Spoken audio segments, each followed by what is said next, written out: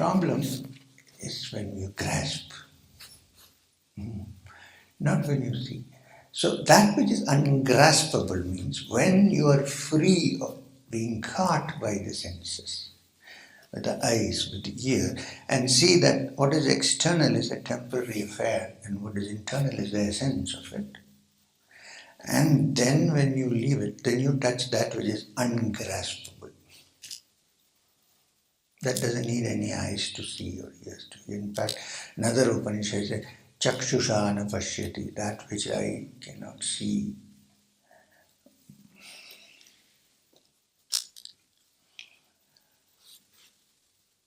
So, is this terrible? Are we living in this earth? Can we live without grasping? I'm trying to make a distinction. Appreciating, enjoying, but not grasping.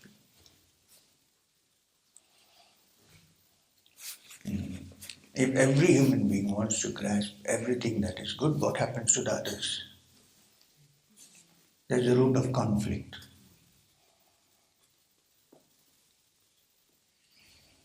So,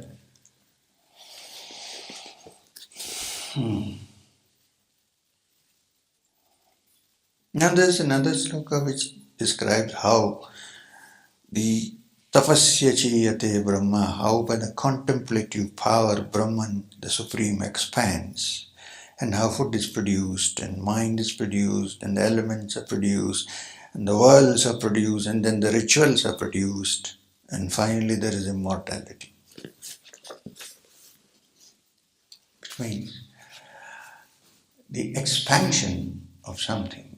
The word bru in Sanskrit, which is the root word for Brahman, the Supreme, means expansion, expanding. The universe is ever expanding, and the Brahman is ever expanding. And as it expands, heat is produced, combustion. Another word for heat is tapas. We think tapasya means austerity. It also means heat, combustion. So when it expands, there is heat, and from heat reactions take place, and this whole world of herbs and everything comes up. The one who knows that the essence of this expansion is the indestructible Supreme attains immortality. Because then he realizes, I am not this, I am not the mind, I am not any of these, then what am I? I am beyond all this, what am I? The indestructible. In true essence. To understand that is supposed to be to understand and realize that one is immortal. In another Upanishad, this is the question that is there something by which one can become immortal? And the teacher says, you are immortal, but you think you are mortal. Because you are identified with all these little things.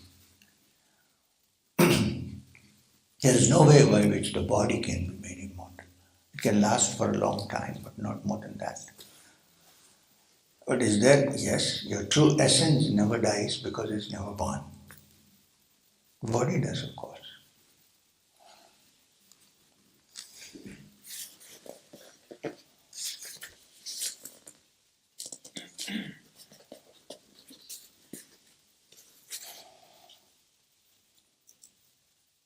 Yah sarvajna sarvavid yasya jnanamayam tapaha tasmat etad brahma namarupam annam chajayate.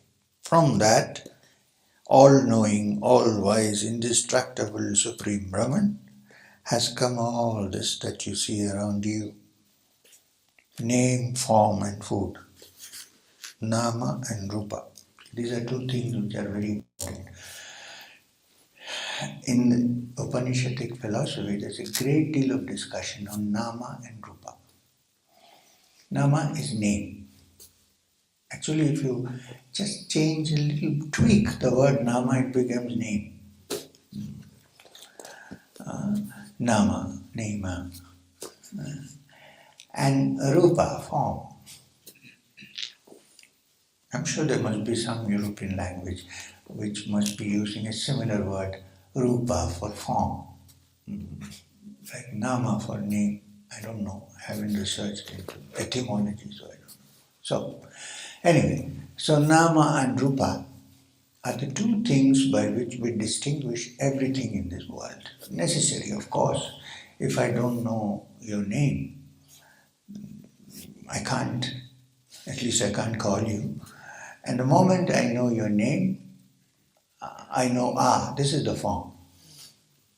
Or if I know your form, I say, this is so and so, the name.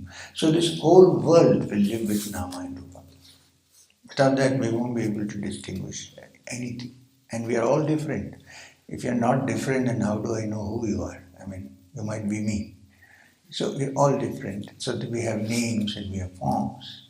What the Upanishad is trying to say, beyond all these names and forms, is the true essence of me and you. It has no name, no form, no nothing. It's the ultimate, all-pervading Supreme Reality, which we have conditioned because of our experiences and past lives and various things. We have, as a great yogi once said, that we are in some form of a hypnosis. Don't ask me who hypnotizes, but a form of a hypnosis. And the whole process of going back to the source is dehypnotizing oneself from this. You know what is hypnosis? When you hypnotize somebody and draw a line with a chalk on the floor and say this is a river, you can't cross it, you'll be surprised. They try to pull up their pants and go very slowly into the water. There's no water there. There's only a chalk line. So where does it come from? The mind conjures it up. And when you wake up, you don't see any river, there's only a chalk line. And not only that, there's something called a post-hypnotic suggestion. You suggest something to the mind, and then the person wakes up and has forgotten everything. Or you think he has forgotten everything. But then it's arranged that at a signal he'll do something. So he might be normal and he's sitting in a party, and then the hypnotist comes and does this and he stands on his head. Because it's already been worked into his head. It's called a post-hypnotic suggestion. That's why you have to be careful about gurus. Anyway. Do you see me doing anything now?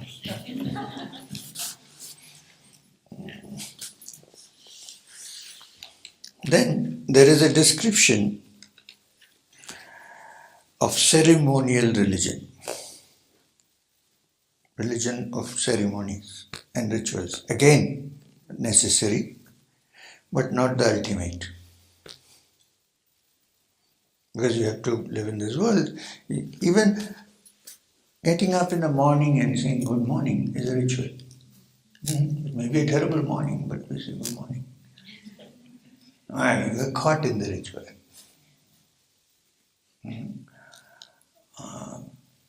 Those who are not accustomed to Western manners, it's difficult. When you go for a walk, for instance, and somebody is walking, it's a formality to say, hey, how are you? And carry on. You say that to an Indian, especially a retired person. How are you? He'll catch you and say, stand, I'll tell you what happened. Reality. The guy will be wondering, I need to finish my run.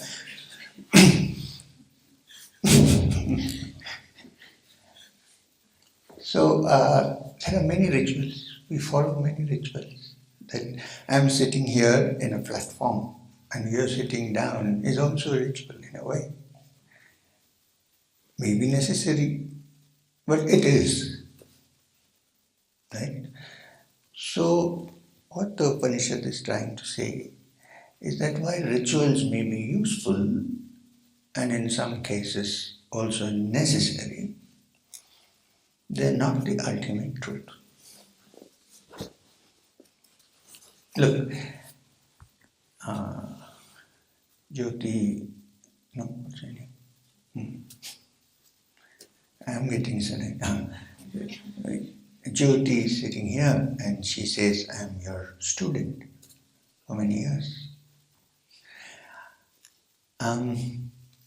Yes, in a way, right. That's the outward connection, yes. But actually, if you and I have the same essence, neither am I a teacher nor you a student. I'm looking at the essence.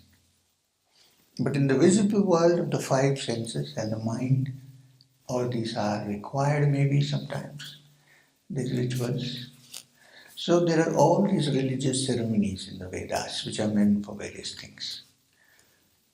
Pouring obligations into the fire. But then this Upanishad says, when you do the rituals without understanding the symbology behind it, then you're not reaching anywhere. Not that you shouldn't, but when you do it, you should know why and what of meaning of this. Why are we doing this? So here is a description. This is that truth. Should I read the Sanskrit? Or are we wasting time? Tadde tat satyam. That is the truth. Mantreshu karmani kavayo yani apasyam stani tretayam bahuda sanatani tani acharatani yatam satyakama eshava pantaha shukratasya loke. This is the truth, says the Upanishad, says the Rishi.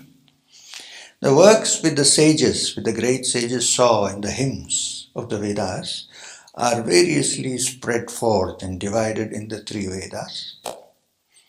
Perform them constantly, O lovers of truth. This is your path to the world of good deeds.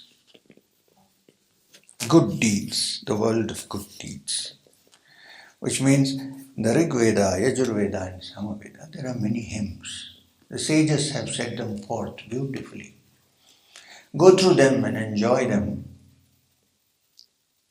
so that when you live in the world of good deeds, you ultimately touch that which is the truth.